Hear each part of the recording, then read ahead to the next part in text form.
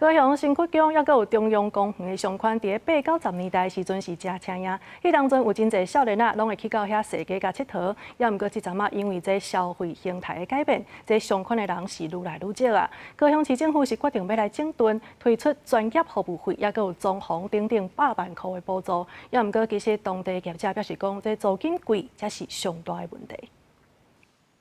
几个景点的门口口拢打出租的广告，高雄新堀江也有中央公园相款，最近人是渐渐稀微。虽然市府伫去年办圣诞的活动有吸引真侪人，但是店家表示消费并无增加。很多年轻人过来，他提袋率没有提升，为什么？因为商圈里头，我刚才讲最重要，他没有做出差异化。最大的重点是租金啊，你租金这个就已经占了你月营业额的快一半了，那你是要叫人哪哇？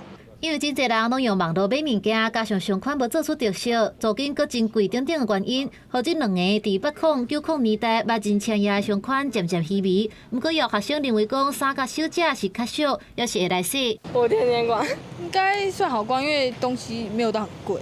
人客愈来愈少，互店家真惊吓。不过中央公园上款也当咧进行环境改善的工程，经发局也提出100万的补助，希望吸引店家来进驻。补助计划分为专业服务费，也就是设计费上限20万元，以及营业场所装潢费上限最高可达120万元。它必须整体规划，重新去定位，它要变成一个什么样特色的店，因为那边其实。 地点区位是还不错，因为它那边是中央公园地铁站，走出来其实是很方便的。